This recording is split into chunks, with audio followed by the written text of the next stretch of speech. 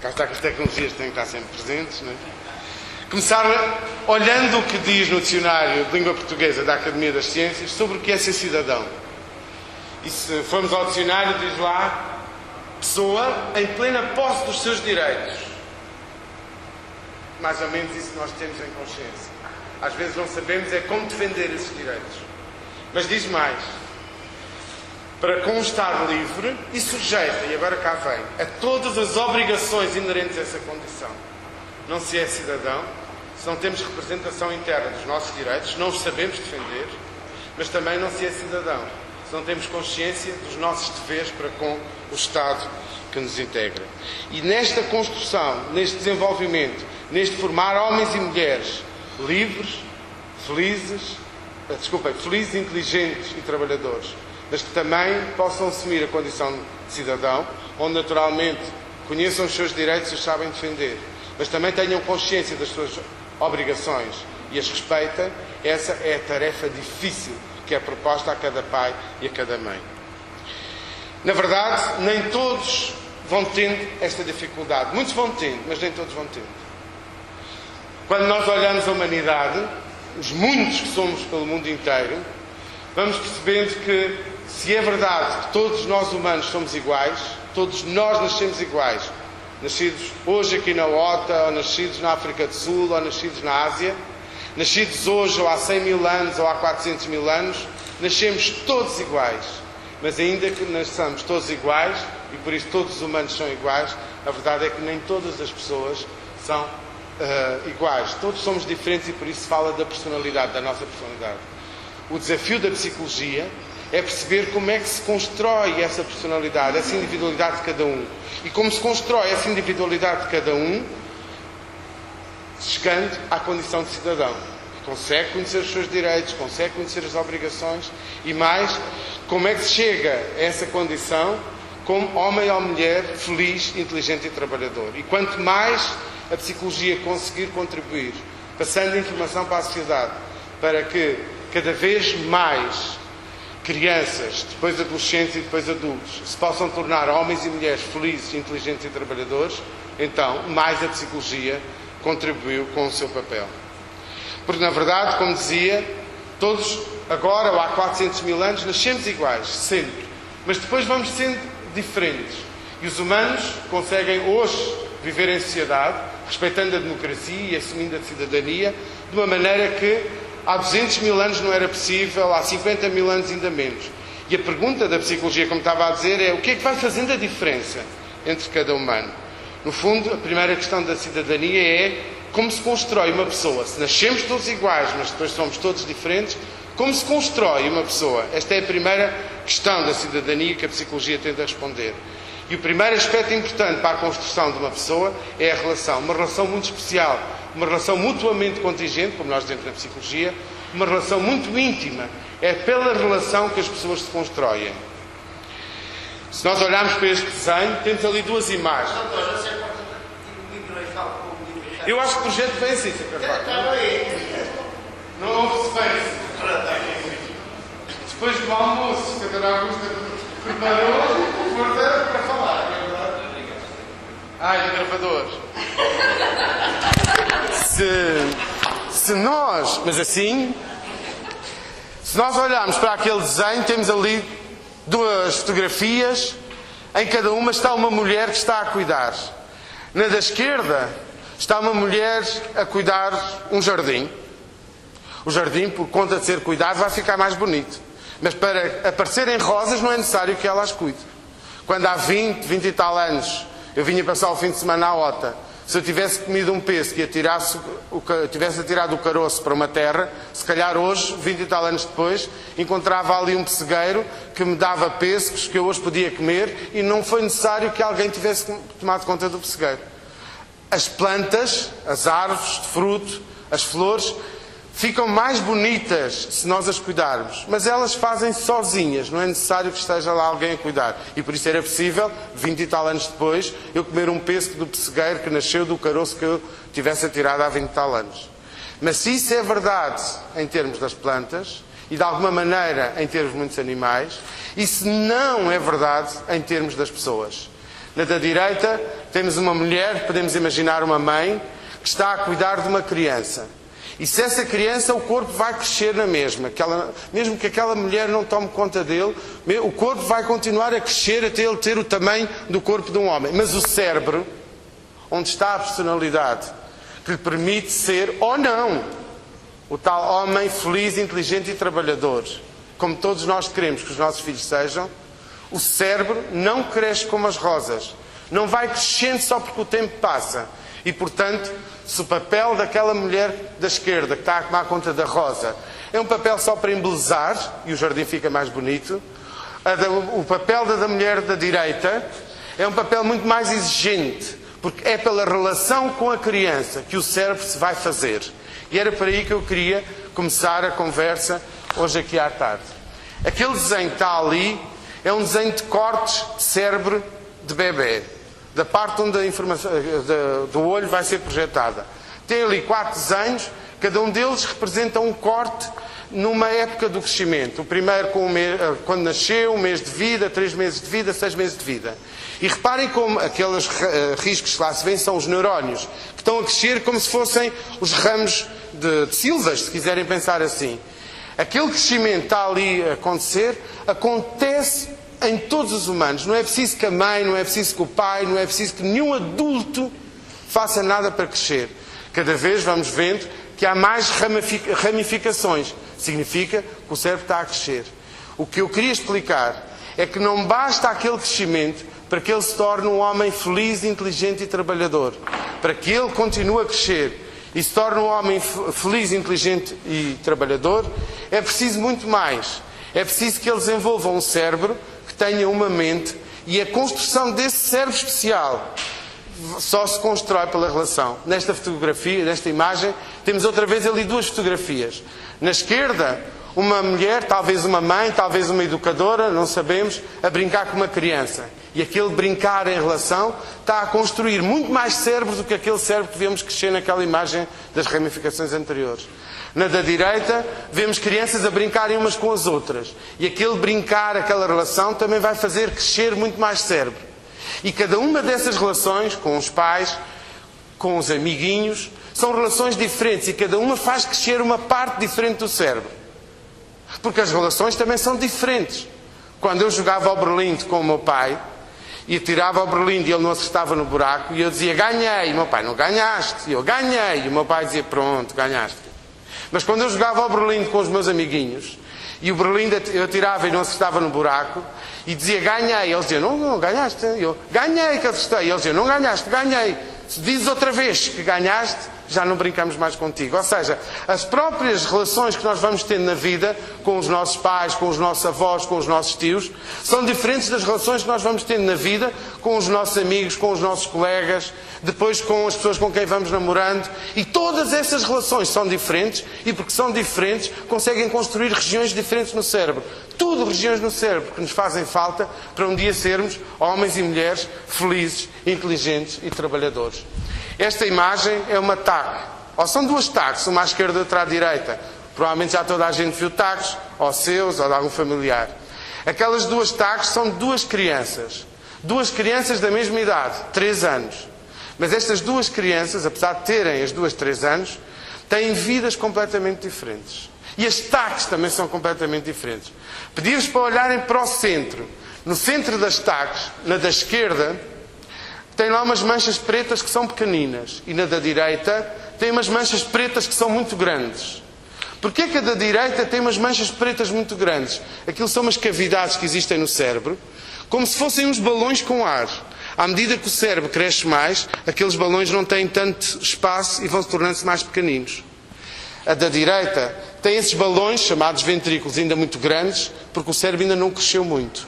A da esquerda tem os balões já muito apertados, os ventrículos, porque o cérebro já cresceu muito e precisou de mais espaço. Se repararem à volta dos 2 cérebros, o da direita, o de cá, tem no contorno uns riscos pretos como se estivessem ali a fazer o limite do cérebro. Que no da esquerda, reparem que esses riscos pretos no limite quase que não se veem já. Porquê que o da direita ainda tem? são sulcos no cérebro, como o cérebro ainda não cresceu muito, então não formou, não empurrou e os sulcos ainda são muito largos. Então temos dois cérebros, visto aqui neste ataque, de uma criança, ambos de crianças de 3 anos. 3 anos, muito novinhos ainda. O da esquerda já muito desenvolvido. Já cresceu tanto o cérebro que já quase fechou os ventrículos. Já quase não tem aqueles sulcos. E o da direita, que ainda tem os sulcos, os ventrículos muito cheios, muito largos, porque o cérebro não cresceu, portanto eles ainda estão largos, e aqueles afundamentos. Se as duas crianças têm, as duas 3 anos, se nenhuma delas tem nenhuma doença, qual é a diferença? É que a da esquerda está a crescer numa família onde as pessoas brincam com ela, onde as pessoas correm, falam, fazem cócegas. A da direita está num infantário porque não tem adultos que tomem conta e nem que brinquem com ela. A da direita é de uma criança negligenciada, que os adultos não têm tempo para ela, não estão muito preocupados com o que é que ela precisa. Dão-lhe comida, mudam-lhe a fralda, não a deixam adoecer, mas não interagem com ela. A da esquerda, já tão crescido o cérebro dela, como se vê no ataque, é o de uma criança que já cresceu muito. E é essa diferença no cérebro, que reparem, logo aos 3 anos de idade, ainda nem chegou à escola, só vai lá para os 6 anos, ainda nem chegou à escola, só ainda vão aos 3 anos de idade. E é esta única diferença, que é, uma tem adultos que interagem com ela, outra não tem adultos que interagem com ela, como nós já podemos observar, diferenças tão grandes no cérebro delas. É de facto pela interação que a nossa personalidade se constrói. E por isso nós dizemos em psicologia que os outros que interagem connosco, têm a maneira deles ser, eles são como a forma de um pudim, a forma que dá forma à nossa personalidade. O outro, que lida connosco, é a forma da minha personalidade. Na verdade, depois de nascermos, e ao nascer nascemos todos iguais, inicia-se uma grande caminhada na construção da pessoa. E nessa grande caminhada, aquilo que fazemos, como agimos e o que falamos, as várias pessoas com quem vamos interagindo e como brincamos, vão fazendo com que os nossos cérebros se vão diferenciando. Uns cérebros que nos vão tornar incapazes de ser aquele homem ou mulher feliz, inteligente e trabalhador que todos queríamos que os nossos filhos fossem. Outros, porque não temos essa interação e esse treino da fala, vamos nos perder, vamos dizer que não temos sorte, vamos dizer que a nós nada nos acontece. Na verdade, não têm o cérebro suficientemente estruturado para poderem ser o tal homem, mulher, feliz, inteligente e trabalhador. E isto começa muito cedo e não é preciso ser aprendido.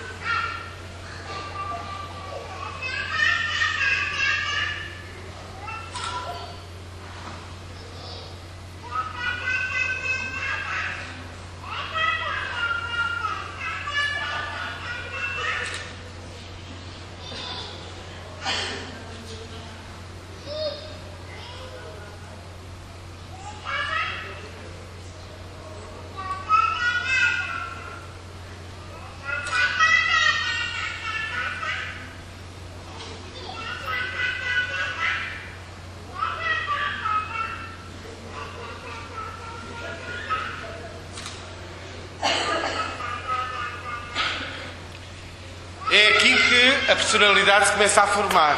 A personalidade, eu tirei o casaco por causa do calor. É aqui que a personalidade se começa a formar. A personalidade, a diferença que cada um de nós vai tendo, aquilo que nos vai tornar um homem e uma mulher feliz, inteligente, trabalhador, ou alguém perdido na vida, incapaz de estudar, incapaz de se concentrar nas aulas, capaz de lutar por um trabalho, de fazer valer o seu trabalho, etc, etc. Começa a estruturar-se nesta força inicial de vida que nós temos, que qualquer bebê traz. Qualquer bebê traz. Não é necessário que ninguém nos ensine. Pai, eu estou um bocadinho. como ele já se mantém daquela maneira mundial. Se o bebê tiver outro, um bebê, um adulto, que continua este diálogo com ele, este diálogo vai tornar-se ao longo da vida cada vez mais força de crescer. Se o bebê não tiver quem lide com ele, quem entre com ele nesse diálogo, ele vai deixando de usar este diálogo, vai esmorecer, vai ficar mais fraquinho, perde a força de crescer. Esta é a base. E o grave disto é que aquilo que nos distingue dos macacos é a fala. E a fala organiza-se a partir deste diálogo que aqui se constrói. Queria mostrar-vos uma experiência muito engraçada. Nesta experiência, vocês conseguem ler lá ao fundo, mas eu vou explicando se percebe melhor. Esta cientista vai mostrar uma caixa a chimpanzés e vai ver se o chimpanzé consegue perceber como consegue ganhar um doce. O chimpanzé tem que fazer uma série de coisas e se o chimpanzé fizer tudo certinho, no fim consegue tirar um doce. Ela está a mostrar, o chimpanzé a ver como é.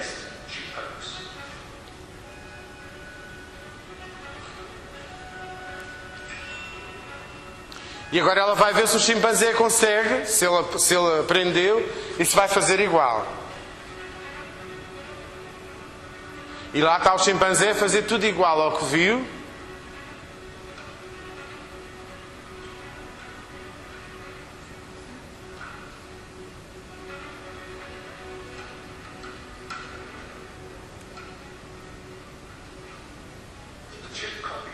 E conseguiu ganhar o doce. Os cientistas agora querem ver se uma criança pequena também aprende a fazer tudo igual e se também consegue ter o doce. E lá está a explicar-lhe, a mostrar-lhe como se faz. E lá está a criança a imitar. E se fizer tudo certinho, consegue o doce.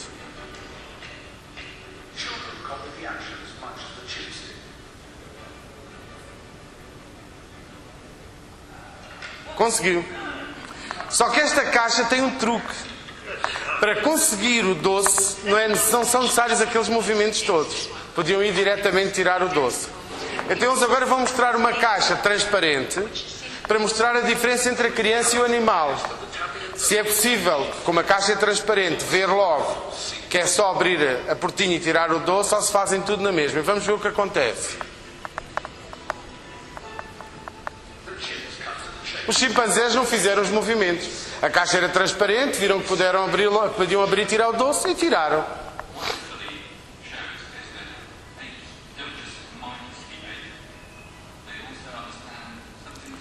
E a princípio há de acontecer o mesmo agora com a criança, não é verdade?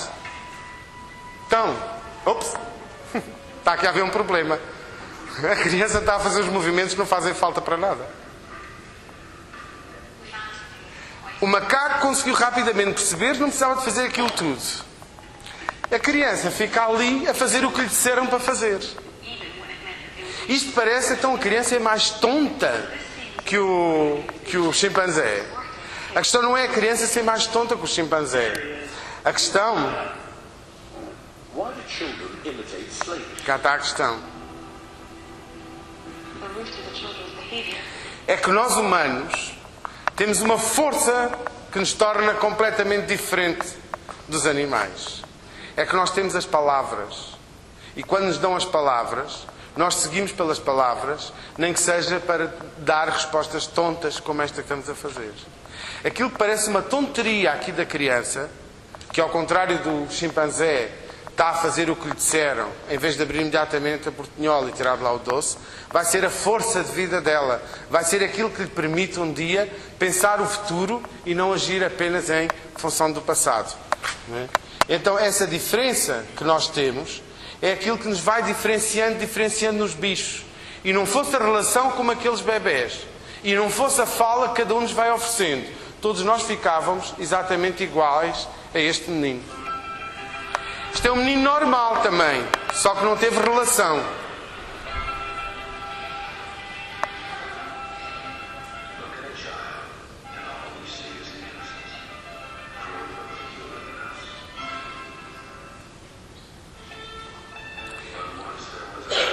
Isto é um filme sobre um menino selvagem encontrado no sul da França há 200 anos. Isto é um filme que fizeram. Reparem como ele parece um bicho.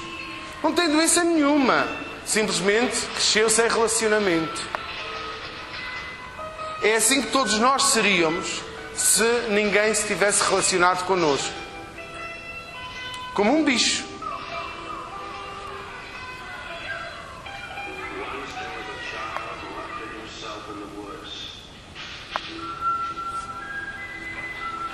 Este é um filme, mas esta outra imagem não é um filme, é uma gravação real de uma menina encontrada nos Estados Unidos, puxada pelos pais em casa até aos 14 anos, encontrada em 1970, nos Estados Unidos, um país desenvolvido.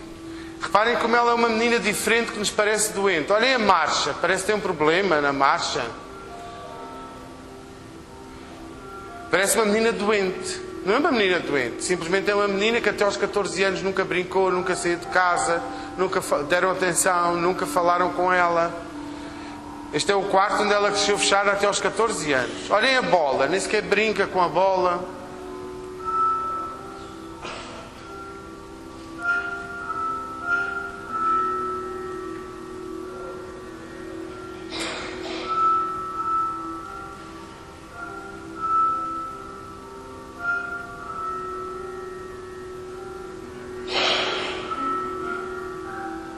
Parece tontinha, não é? Que não tem energia, que não tem vida. Parece que não tem alma, não é? Lá dentro do corpo.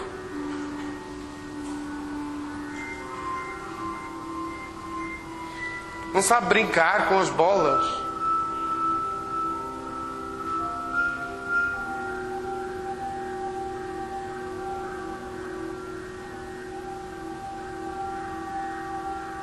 Não sabe explicar o que quer.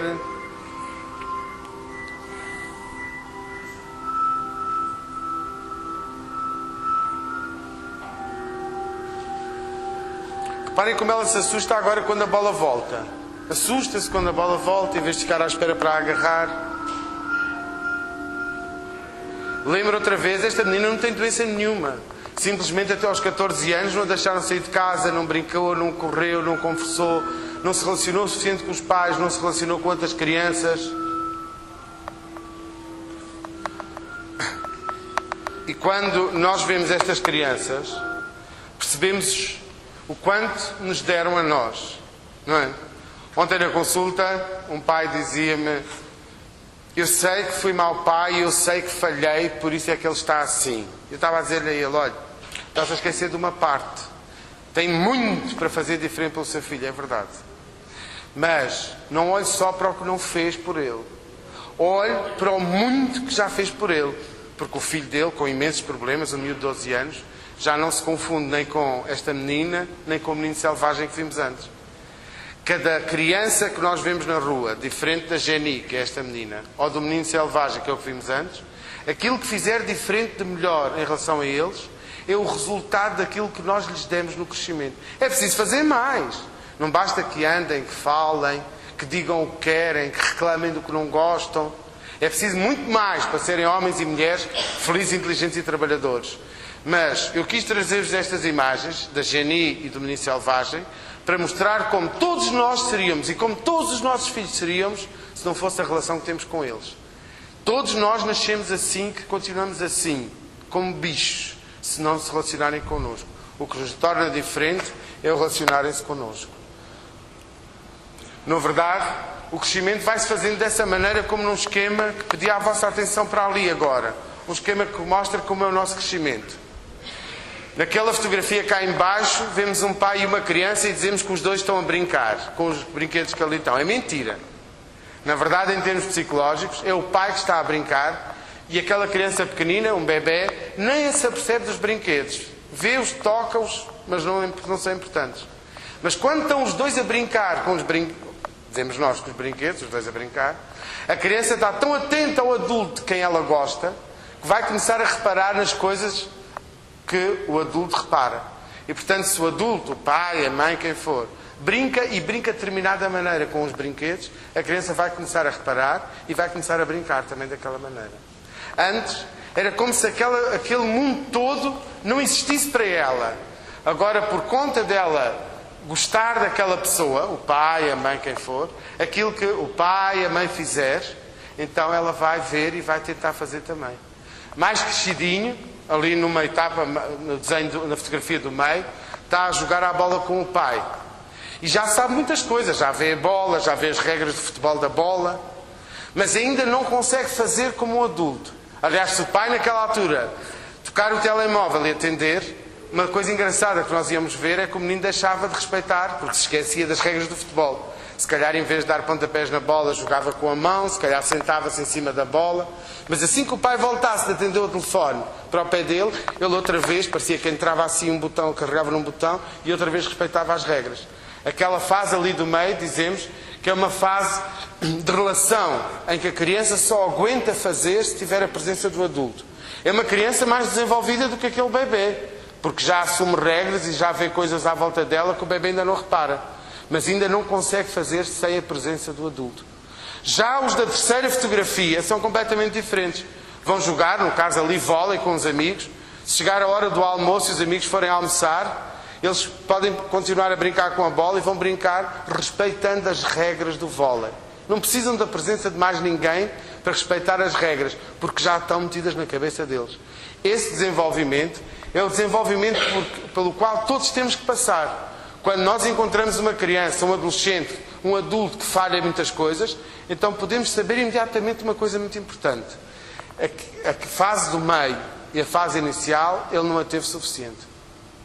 Quando nós dizemos, ele falha nisto, ele é incompetente naquilo, ele é irresponsável por quê? E agora vamos começar a conversa que já não é tão simpática. É porque nós, quando estávamos em relação com ele, não fomos capazes, o número de vezes com qualidade suficiente para o construir. Não há crianças que nasçam incapazes de aprender, incapazes de se comportar. Há crianças que não tiveram relação suficiente. E é aqui que começa o problema e a conversa que muitas vezes nós não gostamos de ouvir. Na verdade, a personalidade de cada jovem espelha as relações que estabeleceram com ele.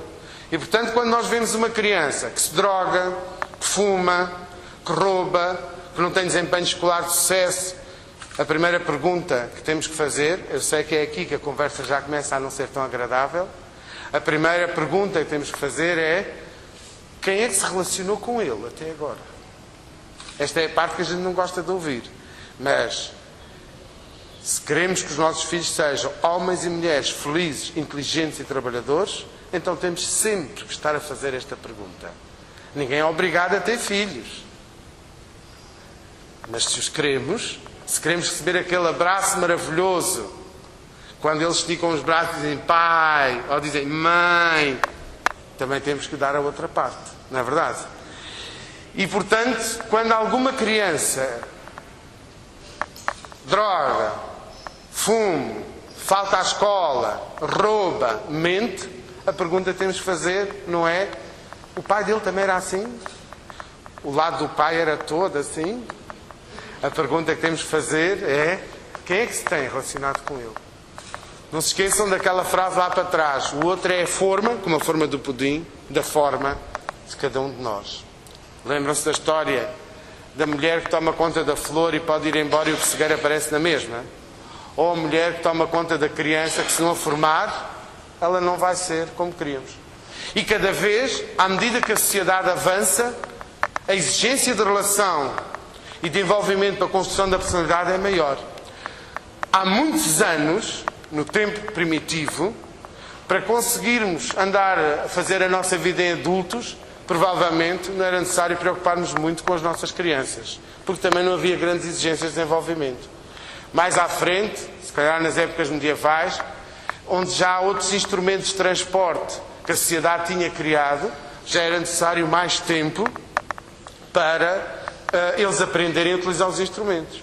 Para aprender a andar de bicicleta, é necessário normalmente gastar ali uma tarde, 2 tardes, 3 tardes, para eles aprenderem a andar de bicicleta. A montar um camelo e saber orientar um camelo, provavelmente ainda precisávamos mais tempo com os nossos filhos. E quando chegamos a sociedades modernas, onde os nossos transportes já não são camelos nem bicicletas, mas são, por exemplo, aviões, evidente que para aprender a pilotar algo tão sofisticado, tão complexo de inventar na sociedade, naturalmente, que precisamos de gastar mais tempo para essa aprendizagem. À medida que a sociedade avança mais é necessário nós envolvermos com os nossos filhos, com os nossos sobrinhos, com os nossos alunos, para eles se tornarem os tais homens felizes, inteligentes e trabalhadores. Hoje diz-se, agora todas as crianças precisam de ir ao psicólogo. Claro, porque hoje a construção também é muito mais exigente. Há 300 anos, ser capaz de mais ou menos falar, ser capaz de cavar umas batatas, e se não cavássemos bem, levávamos um pontapé e já estava feito, não era necessário muita exigência para o desenvolver. Agora, hoje, para sermos homens e mulheres felizes, trabalhadores, inteligentes e responsáveis, o tal cidadão que conhece os seus direitos e sabe defender, e também conhece as suas obrigações, é evidente que é necessário muito mais tempo. Quanto mais a sociedade evolui, mais precisamos de construir o tal cérebro para isso. Há muitos anos, uma criança de 10 anos ia trabalhar, estava pronta como um adulto. Hoje é evidente que aos 10 anos nem vai ainda a meio da sua construção e, portanto, se fosse começar a trabalhar, não sabia em adulto desempenhar-se nem defender-se porque não se tinha construído o suficiente. Alguns aspectos são muito importantes e temos que alertar mais para eles na nossa sociedade. Nós falamos muitas vezes do papel da mãe, já falámos hoje também aqui, na construção das nossas crianças. Mas esquecemos muito ainda de falar do papel dos pais na construção das nossas crianças. E se uma mãe é importante na sua construção, naturalmente como pai também é importante. Mas se nós perguntarmos na nossa sociedade onde está o pai, normalmente está num café. Normalmente está a ver futebol com os amigos. E a verdade é que quando ele tenta um bocado tomar conta dos filhos, porque a mulher está a fazer uma consulta, lança as mãos à cabeça, porque mal eles começam a discutir, não sabe o que há de fazer, ou marca uma consulta no psicólogo, veja lá que eles discutem. E o que é que faz quando eles discutem? Pois não sei o que é de fazer. Por isso é que vim à consulta. Não é? Onde está o pai? Pois é, muitas vezes no café. E a verdade é que quando nós estudamos e trabalhamos com adolescentes, percebemos que o comportamento desviante, o roubo, a droga, as faltas à escola, as negativas na escola, são mais comuns quando a criança ou adolescente tem um fraco vínculo com o pai. O pai, estou a falar o pai, não estou a falar da mãe agora, não é os pais no geral. Portanto, onde estão os nossos pais? No café. Mas quando as crianças têm, os adolescentes, estas questões todas de que nós nos vamos queixando, que vamos lançando as mãos à cabeça, percebemos que quanto mais fraca é a ligação ao pai, mais estes problemas todos vão aparecendo. Mas, para crescer, e percebemos que se não é como um pessegueiro a crescer, uma criança implica a relação, vimos logo no princípio as taxas, logo aos 3 anos de idade, como era diferente o cérebro de uma criança crescida numa família com cuidado, ou numa família que não toma conta dela, como aos 3 anos já havia diferenças enormes no cérebro que podemos ver ali.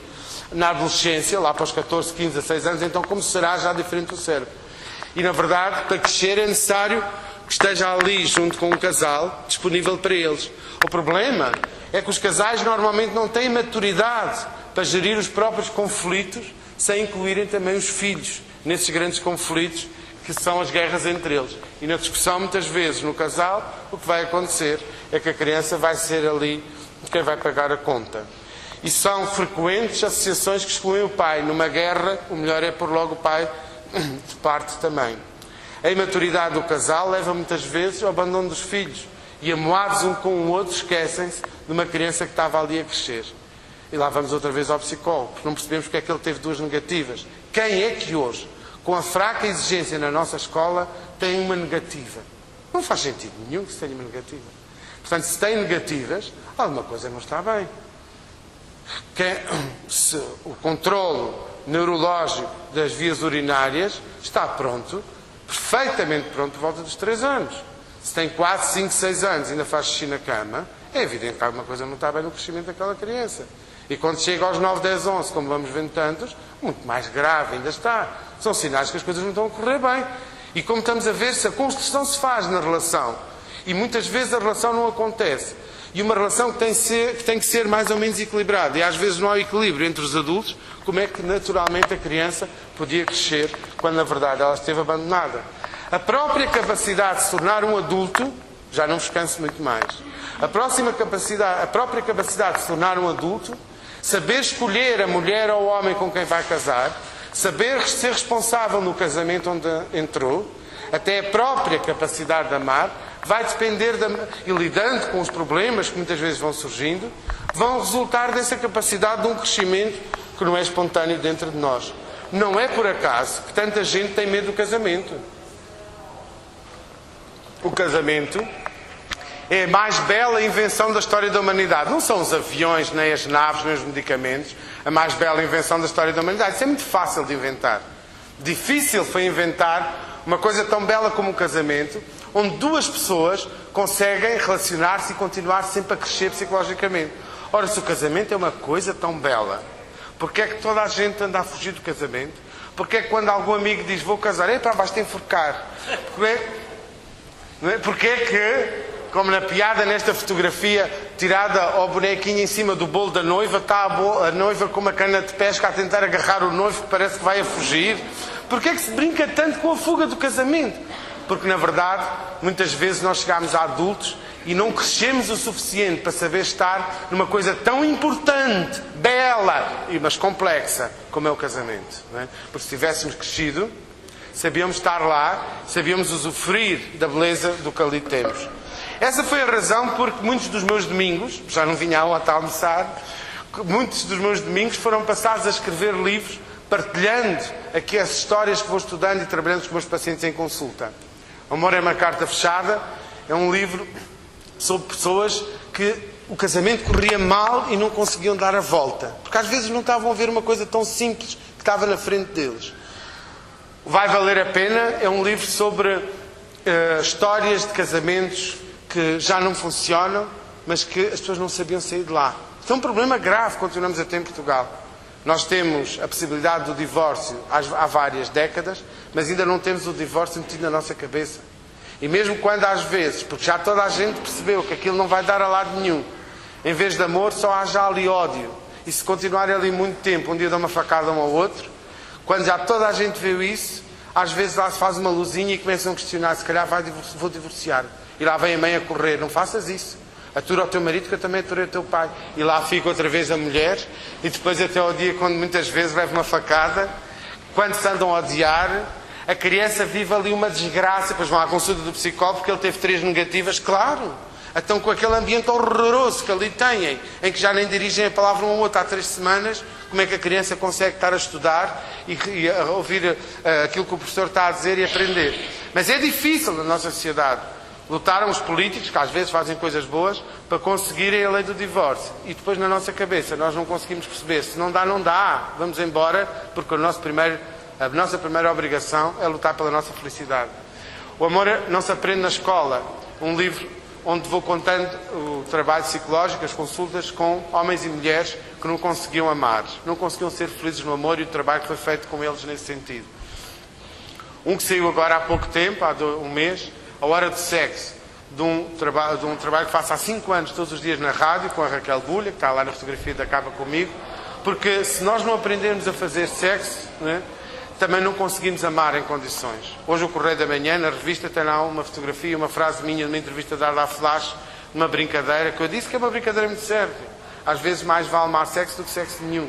E quantos casais nós temos em Portugal que passam semanas, meses, anos, sem, de facto, fazer aquilo que é para o adulto, tal como uma brincadeira para a criança. Uma criança que não brinca é uma criança que está doente. Um adulto que não faz sexo é um adulto que está doente. E um adulto que está doente não é capaz de fazer crescer nenhuma criança de forma saudável. Então, é a Hora do Sexo. E o 15 Minutos, um livro que me orgulho muito. Este livro não foi ideia minha. 15 Minutos foi escrito pelo meu editor, o José Prata, que um dia nós marcámos uma reunião para pensar qual era o próximo livro que eu ia escrever, e no princípio da reunião ele disse: Quintino, eu tenho uma proposta para lhe fazer, se achar que é muito, seja a palavra que ele disse, mas se era muito, eu interferi demasiado, diga-me, mas eu preciso de um livro. E portanto vou-lhe propor que o próximo livro seja o livro que eu preciso. O Zé Prata é divorciado, a primeira mulher vive na Alemanha com a filha dele mais velha, e ele diz: eu vivo uma angústia enorme. Primeiro que tenho uma filha noutro país e passo o tempo a ir e vir e nunca sinto que esteja o tempo com ela suficiente. Mas pior que isso é que ela está na Alemanha. Agora que está cá, eu trabalho tantas horas, nunca consigo estar com ela o tempo que devia estar. Eu preciso de um livro sobre o tempo de qualidade com a minha filha.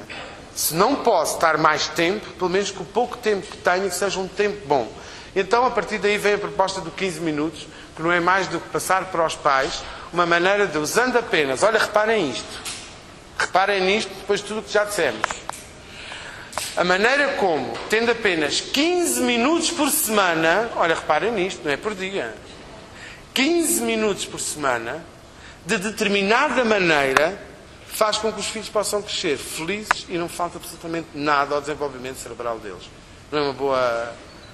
Não trazia uma boa novidade este livro. Muitas vezes dizem os pais na consulta, trabalhamos muito, tem que ter 2 empregos, um emprego mais um part-time, chega a casa às 8 horas, é por isso que ele está assim. Não, não é por isso que ele está assim. Então, ao domingo também trabalha, de manhã trabalho, e de tarde não. Então tem 15 minutos por semana. Só precisamos de 15 minutos por semana, reparem nisto. Melhor que a Bimbi, para fazer a comida. 15 minutos por semana, para que os nossos filhos possam crescer de forma saudável. Agora é preciso saber estar nesses 15 minutos. E esse livro, 15 minutos, é isso. É passar para os pais como se pode fazer isso. Volta à pergunta do princípio, já começando a fechar. Primeira questão da cidadania é como se constrói a pessoa.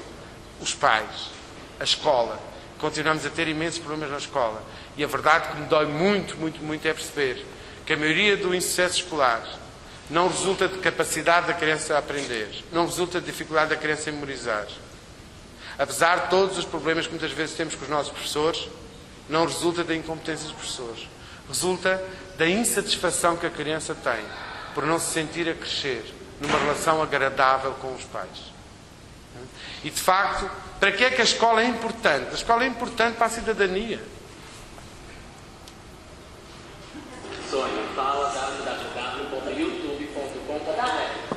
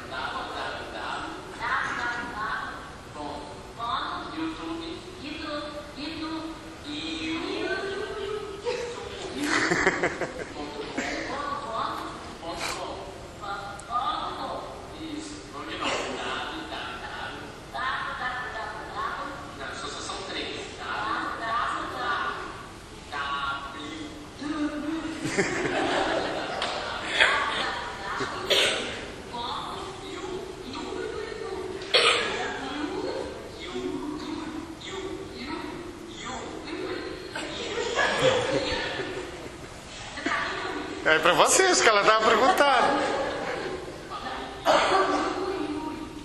Coitada da Sónia. Qual é a doença da Sónia? Nenhuma. Uma mulher inteligente. Depois deste vídeo no YouTube, criou um negócio e está riquíssima. Não é inteligente. Qual é o problema da Sónia? É que é analfabeta. Uma das coisas mais fantásticas que a ciência psicológica descobriu na segunda metade do século XX é quando nós aprendemos a ler e a escrever, e o hábito de ler muda o nosso cérebro, e o nosso cérebro consegue ouvir de uma maneira que de outra forma não conseguia. A dificuldade da Sónia é que ela não consegue ouvir os bocadinhos das palavras com cuidado, porque como não foi alfabetizada, ela não sabe ler e escrever, o cérebro dela não sofreu esta passagem da alfabetização, e portanto não foi transformado, e ela não consegue ouvir metade. É aquela brincadeira nas novelas brasileiras do coquerete em vez do croquete, né? Que tantas vezes nós ouvimos pessoas, amigas nossas, gente inteligente, porque não têm hábitos de leitura, não vão transformando o cérebro e não ouvem as palavras com atenção. Nenhum de nós quer fazer a figura da Sónia. Sabemos que ela é uma mulher inteligente. Não tem doença nenhuma. Mas a Sónia, e eu gosto de mostrá-la, porque ela traz de uma forma muito clara aquilo que a escola nos oferece. Nós não vamos à escola para ter um diploma que nos dê um emprego. Até porque já sabemos que hoje em dia isso já não acontece. Nós vamos à escola para desenvolver o nosso cérebro. Nós vamos à escola porque enquanto estamos a aprender as matérias da escola, o nosso cérebro transforma-se de tal maneira que conseguimos ser muito mais hábeis a conhecer os nossos interesses e saber defendê-los, a conhecer as nossas obrigações e a respeitá-las. Portanto, nós vamos à escola também para nos tornarmos homens e mulheres mais felizes, inteligentes e trabalhadores. E, portanto, quando a instabilidade da relação dos pais com os filhos torna a criança tão desconfortável que não consegue ou não quer aprender, naturalmente estamos a privá-la de alguma coisa extremamente grave. Ontem dizia-me na consulta um miúdo de 15 anos, que os pais levaram a consulta porque ele quer sair da escola, e dizia: mas eu não gosto da escola. Disse: pá, calma, não digas esse disparate. Não se diz não gosto da escola.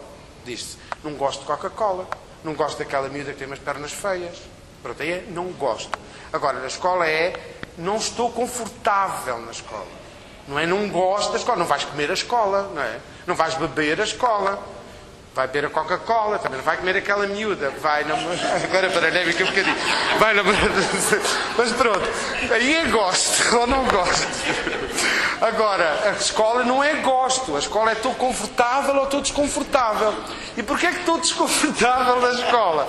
Posso estar desconfortável na escola e por isso não quero ir para lá, não quero aprender, porque o meu cérebro não se está a construir porque precisa da relação. Está a fazer sentido. E quando nós percebemos o que a escola nos dá, não é só falar bem, traz-nos muito mais coisas, percebemos que nós não vamos para a escola para receber um diploma que nos permite tirar a carta de condução. Nós vamos para a escola para desenvolver o nosso cérebro de tal maneira que nos saibamos defender e não deixarmos a nossa vida entregue a outros que decidam a nossa vida por nós, sejam os presidentes da Junta, sejam os presidentes da Câmara, sejam os primeiros-ministros ou os presidentes. Isto é tão importante que, também como já não falta muito, vou-vos pedir para olharmos outra vez para a Sónia, que é sempre bom olharmos a Sónia para lembrarmos porque é que vamos à escola. Ups! Falei mal de algum político e agora eu.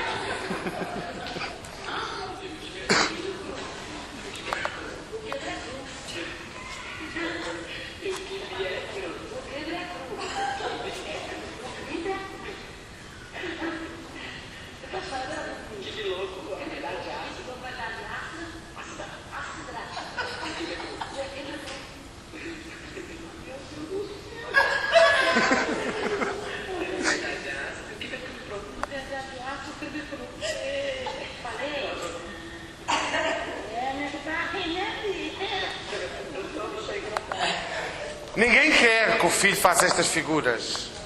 E volto a dizer, a Sónia não tem nenhuma doença. É uma mulher inteligentíssima. Inclusive, como disse há bocado, com este vídeo no YouTube, ela tornou-se famosíssima no Brasil, fez um negócio e ganha imenso dinheiro. Mas, de facto, é analfabeta. Se ela for alfabetizada, ela deixa de ter esta dificuldade. Ganhando hábitos de leitura, ela ultrapassa esta dificuldade. E isto é apenas um pequenino exemplo do que a escola nos dá. Portanto, quando ouvimos a escola, ele não gosta da escola, ele teve uma negativa. Como é que se tem uma negativa hoje com esta falta de exigência, em que 500 mil artigos permitem sempre ultrapassar que passe? Mas dá conta, muitas vezes, do desconforto com que eles estão na escola. Voltando outra vez à pergunta, a primeira questão da cidadania: como se constrói a pessoa? Olha, em questões muito importantes também, que hoje afetam muito o nosso país. Na questão da profissão, antigamente dizia-se: filho de peixe sabe nadar. E o que queríamos dizer com isso? Que os pais tinham os filhos. Mentira! Só se dizia filho de peixe sabe nadar, porquê? Se o pai tinha um café, o filho trabalhava num café. Se o pai trabalhava numa pedreira, o miúdo tinha 12 anos, o pai pedia lá ao capataz: o meu miúdo já tem 12 anos, então entra-lo para cá. Se a mãe trabalhava numa herdade, numa quinta, a menina já tinha 12 ou 13 anos e dizia: olha, minha filha já está crescida, já fiz a 4ª classe, então entra-la para cá. Não é que filho de peixe sabe nadar no sentido que os filhos gostam da mesma profissão dos pais. É porque era assim que se arranjava trabalho. Ninguém perguntava: gostas deste trabalho ou não? Não é por acaso que uma das coisas que mais realiza a pessoa, que é o trabalho, nós ouvimos tanta gente a dizer: já não aguento aquilo, não é? E à segunda-feira toda a gente mal disposta. Não é porque o trabalho não seja agradável. O trabalho é como para o adulto, como brincar para a criança. E a criança que está saudável não se cansa de brincar. O problema é que a maioria das pessoas não conseguiu escolher, não sabia o que queria em termos de uma profissão e, portanto, acabou por arranjar alguma coisa que era aquilo que ia. Resultado, há um conflito entre aquilo que faz que não tem a ver com a sua identidade profissional. É por isso que se dizia que filho de peixe sabe nadar, não era porque de facto isso fosse uma verdade. E isto é importante. É importante porque é assim que se constrói a felicidade, é assim que se constrói a economia de um país, que depois nos pode dar outras regalias. Mas de facto estamos a falar de uma coisa difícil. Mas não é só na profissão. A própria questão de votar. Durante anos lutámos para viver numa democracia onde se podia votar. Chega às eleições e todos sofremos o choque de perceber que 1/3 dos eleitores não vão votar. É chocante. Porque é que tantos se afastaram das famílias, muitas vezes vivendo na clandestinidade? Uma luta terrível para chegarmos à democracia. Para quê? Para agora 1/3 não ir votar? Então o que é isto? Mas não é por acaso que as pessoas não vão votar. No ISCTEC, uma faculdade da Universidade de Lisboa, fizeram uma pergunta para tentar perceber porque é que as pessoas não vão votar. E disseram coisas como: eles são todos iguais. Eles são todos iguais. Eles são todos iguais, digo eu, dos japoneses. Eles são todos iguais. Mas quando em Inglaterra, em Londres, estudei inglês e tinha 2 colegas japoneses, eles disseram: vocês os europeus são todos iguais. Eu fiquei a pensar: o que é que eu tenho de igual a um sueco? Tenho de sentir mais alto, loiro e de olhos azuis. Quando nós não lidamos, não somos capazes de analisar o que está na nossa frente, tudo nos parece igual. Como eu não lido diariamente com os japoneses, eles parecem todos iguais. Como um japonês não lida diariamente com um europeu, eles parecem todos iguais. Quando nós não desenvolvemos o suficiente para analisar as atitudes dos políticos, eles parecem todos iguais. E, portanto, não vale a pena ir votar. Portanto, quando nós não criamos uma boa relação com os nossos filhos, ao ponto de eles se sentirem confortáveis na escola, aprenderem e desenvolverem para terem consciência, o que nós estamos a impedir, reparem, é que eles ganhem a capacidade de analisar o que está na frente deles e impedimos viver numa democracia. Porque num país em que 1/3 das pessoas não votam, não se pode dizer que seja uma democracia. Não é? Outras perguntas: não me comprometam. Então não voto. Não me comprometam. Isso de política eu não sei de nada. Eu não tenho nada a ver com isso. Não tenho nada a ver com isso. Eu cá fico de fora dessas coisas, respondiam as pessoas. Eu nisso não me meto. E a mim dá-me dó ver isso. Porque percebemos que temos muitas Sónias e muitos Sónia quando respeita à questão da política. E não podemos ter um país onde, de facto, possamos defender os nossos interesses. Lembrem, cidadania, direitos e deveres. Vínhamos a falar que era difícil as pessoas construírem a responsabilidade dos deveres. Mas estamos a ver que até em termos dos direitos isso fica difícil. Lembram-se do cérebrozinho das 2 crianças de 3 anos que eram tão diferentes. Se já aos 3 anos uma criança que não é cuidada, o cérebro já é tão diferente, então como será aos 18 anos essa diferença do cérebro dessa criança para depois ela poder ir votar? Já começamos a perceber o título da nossa conversa: relação pais-filhos e a cidadania. Não foi que se chamava? Até a forma de amor. Como vamos hoje casar? Olhando para a lei portuguesa, viver em união de facto, um casamento heterossexual, um casamento homossexual, com ou sem filhos. É impossível de imaginar a quantidade de crianças que vai à consulta de psicologia. Porque, de facto, não estão a crescer de forma saudável. E quando nós começamos a conversar com os pais, percebemos que, na verdade, aquela criança só é negligenciada. Porque nem aquela mulher, nem aquele homem alguma vez desejaram ter filhos. Mas porque quando nós casamos, ao fim de 2 ou 3 anos, a tia já vem dizer: então, tem problemas? Então, não engravidam? Ele não faz filhos? Não é?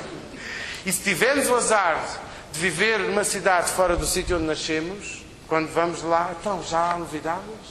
Ainda nada? E pronto, a solução mulher é fazer filhos. Porque assim já ninguém nos pergunta. Mas é tanta gente que, na verdade, não se sente motivado para ter, que quando acaba por ter, já se percebe o que é que vai acontecer. Os filhos vão crescendo como o de ataque aqui do lado direito. Eu sei que estamos a falar das partes difíceis desta conversa, mas se nós não falarmos da parte difícil, não resolvemos a tarefa, que é contribuir para uma sociedade moderna onde homens e mulheres sejam felizes, inteligentes e trabalhadores. Podemos acusar os ministros e toda a gente, mas nunca vamos construir a nossa sociedade. Só no exemplo da profissão, queria mostrar-vos aqui uma coisa curiosa de uma reportagem feita numa televisão de São Paulo.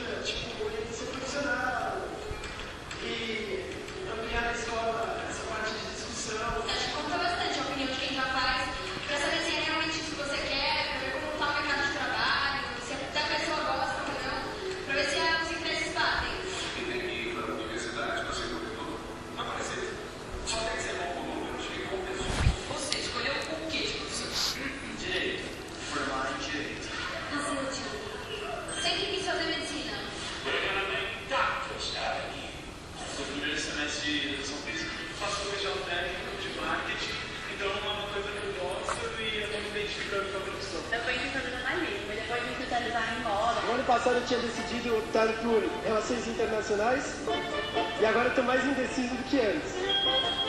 Tá difícil. Esse é o problema, não é? Outro dia na consulta dizia-me um paciente de 27 anos que vai no 6º curso. Mas, ó, doutor, eu também ainda sou adolescente, só tenho 26 anos. Agora dizemos que os nossos jovens de 30 anos, ainda vivem em casa dos pais, por causa da crise. Mas se a 30 anos tirarmos os 4 anos de crise, dá 26. Por que eles estavam a fazer aos 26 em casa dos pais? Ontem na consulta, uma mulher de 37 anos, advogada, dizia: não consigo integrar-me no mercado de trabalho. Agora? Então, mas começou o curso agora? Não, sempre tive isto. Escolher uma profissão, acertar a profissão, não é por acaso. A minha profissão, por exemplo, psicólogo clínico, há trabalho que nunca mais acaba. Mas nós ouvimos as reportagens e ouvimos que é o primeiro ou segundo curso com mais desemprego. Não é porque não haja trabalho, há muito. Só que é necessário gostar deste trabalho para nos entregarmos a ele e aprender a fazê-lo corretamente. Ora, voltamos outra vez ao mesmo. Já não estamos no tempo em que filho de peixe sabe nadar. Não é um dia aos 12, 14 anos, vamos lá para o trabalho do nosso pai ou da nossa mãe. Hoje a vida exige-nos, e é isso que é uma sociedade moderna, como queremos, conhecer qual é a nossa profissão, onde é que nos realizamos como trabalhadores e aprender o que for necessário para isso e fazer o nosso percurso. Mas estamos a ver que não é uma coisa que vem cá dentro de nós como um carocinho do peso, quando depois sai em peso que sai mais ninguém. É necessário ir cuidar ao longo do tempo. A primeira questão da cidadania, então, é sempre como se constrói a pessoa. Relação com os pais, escola e pela arte. Sabemos hoje que a aprendizagem de artes, música, artes plásticas, artes cênicas, dança, são fundamentais para cada pessoa conseguir perceber como é que ela é, independentemente dos outros. Cidadão, só para lembrar, pessoa em plena posse dos seus direitos civis e políticos para com um Estado livre, sujeito a todas as obrigações inerentes a essa condição. Formar-se pessoa é ser capaz de se pensar no futuro e não apenas em função do passado. Um exemplo que ajuda a perceber a diferença entre a biologia e a psicologia. Um paciente toxicodependente, no final da terapia, dizia-me: quando comecei a terapia consigo, eu lembrava-me como a droga era boa, começava a sentir uma necessidade enorme e tinha que ir. Hoje, eu tinha que ir porque sentia necessidade daquela sensação boa. Hoje, eu tenho necessidade de não ir, porque lembro-me que como me vou sentir desconfortável amanhã e como não vou aproveitar o dia se eu hoje for consumir. Eu hoje tenho necessidade de não consumir, por causa de como me vou sentir amanhã. Antigamente eu tinha necessidade de consumir, porque me lembrava como me tinha sentido ontem. Aquilo que a relação com os nossos filhos permite transformar no cérebro deles, quando o cérebro se constrói e se estrutura mais, é uma vida que se orienta não pelo que foi ontem tão bom, mas por aquilo que vai ser amanhã. Quando nós, na relação com os nossos filhos, pela escola, pelas artes, transformamos o cérebro deles, aquilo que nós lhes estamos a oferecer é uma forma deles se orientarem no mundo, não pelo que foi ontem, até porque o ontem já passou, mas pelo que vai ser amanhã. Se eu dei açúcar, um torrão de açúcar a um cavalo, como eu lhe dei o torrão de açúcar, ele volta a fazer outra vez o que eu quero. Ou a sardinha à foca, ou por aí fora. Aquilo que foi bom antes, lembro-me e faço outra vez. Mas assim é como funcionam os bichos. Nós humanos funcionamos de outra maneira. Por aquilo que vai ser bom amanhã, é que eu vou agir hoje. E esta é a diferença, a novidade que traz a psicologia.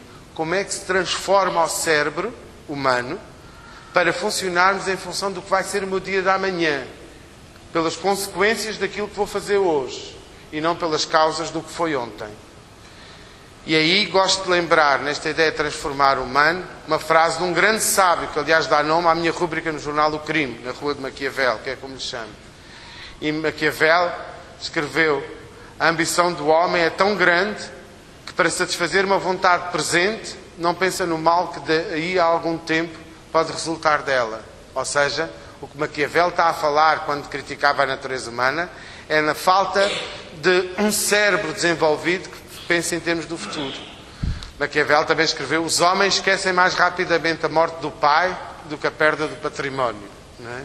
E não é por acaso que isso acontece, é porque muitas vezes o nosso cérebro não está suficientemente desenvolvido. Resumindo, para terminar, O cérebro e a personalidade dependem da relação com os pais, da escolarização, do estudo das artes. E ali eu salientei a relação com os pais, porquê? Porque aquela é a base do que vai acontecer nos outros. A qualidade da relação com os pais vai condicionar o conforto, não é gostar, o conforto na escola. Para que é que vamos à escola? Lembremos da Sónia. E essa relação pode contribuir também para o estudo das artes. Vai permitir o quê? Aumentar, solidificar a nossa capacidade de pensar em termos de futuro. É evidente que eu sei, e para não ficar a ideia muito desagradável desta exigência de psicólogo, que esta questão de pais e filhos felizes não é um processo fácil. Muitos dos nossos momentos são com gritos e com birras, passamos as horas para o nosso trabalho nos transportes completamente saturados, sem capacidade para ouvir mais ninguém. Quando chegamos ao trabalho, ouvimos uma série de chefes e de problemas e de guerras, impostos que retiraram mais não sei quanto dinheiro e ordenados que não vão chegar. Quando chegamos a casa, depois desta guerra toda, outro desafio com 500 mil outras coisas para fazer. Quando eles já são crescidos, bom, agora já está tudo resolvido, foi para Lisboa estudar e começamos a perceber que os problemas da universidade não são menos fáceis. Eu sei que a tarefa é complicada, mas a boa notícia, como dizia há bocado, é que nesta questão da relação dos pais, tempo não é quantidade, é qualidade. E, portanto, como eu dizia lá ao editor, ou como muitas vezes digo aos meus pacientes em consulta, não é eu ter chegado às 8 irritado ou por aí fora, é aqueles 15 minutos por semana que são suficientes para que eles possam crescer da forma como nós tanto desejávamos. Do livro 15 minutos, quis salientar apenas 3 das muitas coisas que lá vou explicando. O livro 15 minutos está escrito para ensinar aos pais como vamos relacionando com os nossos filhos desde os 0 até aos 20 anos, por etapas, por idades já explicado. Só quis tirar 3 regras de lado para deixar aqui um apetitezinho para lerem o livro, não é? Nunca se preocupar, epá, esta semana ainda não tive 15 minutos com ele. Ok, mas se não tive 15 minutos com ele e se estou preocupado com algum problema grave, então os 15 minutos ficam para a semana, não faz mal nenhum. Epá, esta semana ainda não tive 15 minutos com ele. Ok, mas se estou com pouco tempo, porque estou atrasado para ir para algum sítio, não faz mal. Os 15 minutos ficam para a próxima semana. Epá, esta semana ainda não tive os 15 minutos daquela maneira que o Quintino escreve no livro com ele. Ok, mas se agora hoje estou muito zangado com ele, porque aconteceu isto ou aquilo, então deixo estar os 15 minutos para a próxima semana. 3 regras, o resto está escrito no livro. Se não compraram, peçam emprestado, que também não me incomoda absolutamente, tirem fotocópias, que os direitos de autor aqui não são tão importantes como o facto de viver numa sociedade de gente mais feliz, inteligente e trabalhadora. Sou muito convencido, tenho absoluta convicção que ler o livro ajuda a construir um país melhor. Portanto, educar um filho é talvez a mais exigente de todas as artes. Lembrem-se outra vez daquela frasinha quando começámos no princípio, que diziam os judeus já há muitos séculos, quando Deus estava muito cansado, criou as mães. Mas não é um bicho de 7 cabeças. Nem obriga a abdicar da própria vida para um acompanhamento permanente. É preciso só aprender essa arte. Um piloto, quando está ao comando de um avião, aquilo é uma coisa brutal. Mas não é um bicho de 7 cabeças. Foi necessário aprender corretamente.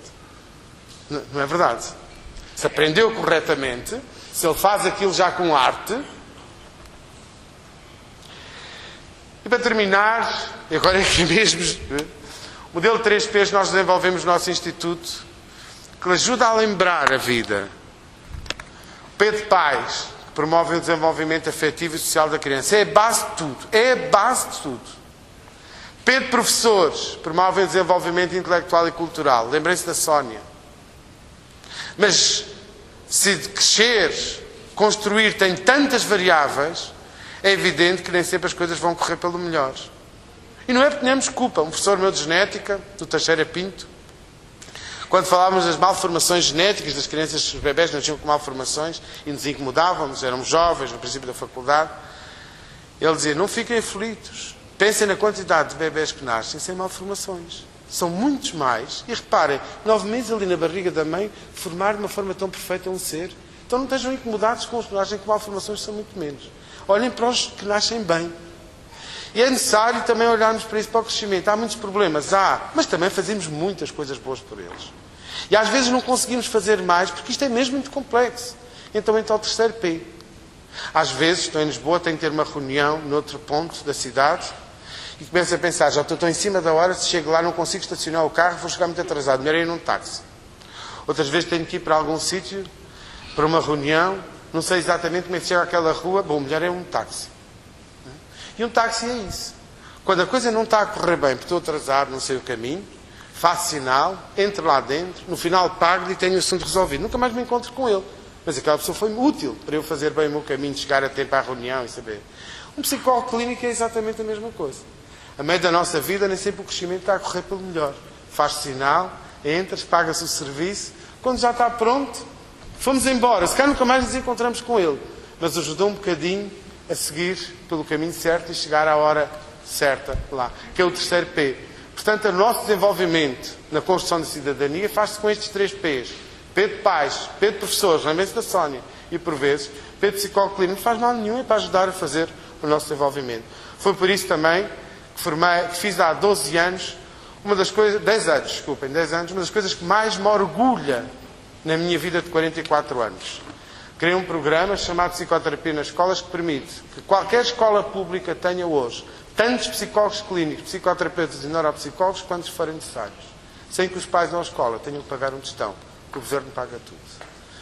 A construção deste projeto, que demorou anos, com muitos advogados a encontrarem esquemazinhos na nossa lei, a meu pedido e orientação, permite que hoje qualquer escola pública no país, desde que queiram, possa ter o tal terceiro P, sem custos para os pais e sem custos para as pessoas. Um projeto que estamos em cerca de 300 escolas públicas, aquelas que nos quiseram, chamado Psicoterapia na Escola, porque de facto aquele terceiro P, muitas vezes é fundamental para nós fazermos o nosso caminho. E para terminar, queria partilhar convosco, este é mesmo o último slide, qual é a ideia que eu tenho de cidadania. Qual é a ideia que eu tenho de um homem, uma mulher feliz, inteligente e trabalhador. A minha ideia do que é sermos pessoa. Vínhamos perguntando desde o princípio como se constrói a pessoa e o que é ser pessoa. Há alguma coisa que não corre muito bem neste pequenino vídeo que vamos ver. Alguma coisa que não corre muito bem. Mas o facto dessa pequenina coisa que não corre muito bem ajuda-me a passar para vocês o que é a minha ideia de cidadania. Extremamente difícil de construir, dá muito trabalho, mas depois, no final, é muito agradável.